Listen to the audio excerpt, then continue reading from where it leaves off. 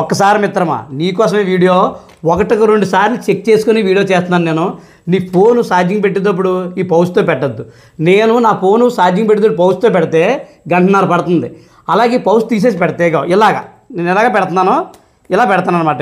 ఇలా పెడతాను, పౌచ్ తీసేసి ఇలా పెడతాను, గంటకి ఎక్కేస్తుంది ఛార్జింగ్, గంటకే. లేదు దీన్ని అట్టుకెళ్ళి నేను ఒకసారి ఏసీలో పెడతాను, 40 నిమిషాలకు ఎక్కేస్తుంది. దీనివల్ల నీకు అర్థమైంది ఏంటంటే మొబైల్ ఛార్జింగ్ పెట్టినప్పుడు వీటిని బాగా జనరేట్ చేస్తుంటుంది, ప్రొడ్యూస్ చేస్తుంటుంది. దానివల్ల బేగా చల్లారిపోవాలి, చల్లారిపోతే ఛార్జింగ్ చాలా స్పీడ్గా ఎక్కేస్తుంది. వీటి చల్లారిపోతే బేగా ఛార్జింగ్ ఎక్కదో, నేను చెక్ చేసుకున్నాను, కాల్తో చూసుకో. పైగా ఇంకోటి ఏంటంటే మన వాళ్ళు చేసే పనులు ఏంటి తెలుసా, కరెంటు బిల్లులు ఇందులోనే 10 రూపాయల నోట్లు, 100 రూపాయల నోట్లు, ఏదో పరసలా వాడుతుంటారు దీన్ని. దాని తగ్గట్టుగా ఏంటి విజిటింగ్ కార్డులు అన్ని ఇందులో పెట్టేస్తే ఫోన్ గాలి ఎక్కడ తగులుతుంది? ఈ ఫోన్ కొద్ది గాలి తగలాలి కదా, ఇది చల్లారాలి కదా. అలా చేయరు. 100 రూపాయల నోట్లు, 10 రూపాయల నోట్లు అన్నీ ఇందులోనే. ఏదో మీరు ఇదో టొంకపెట్టిలో వాడుతున్నారు దీన్ని.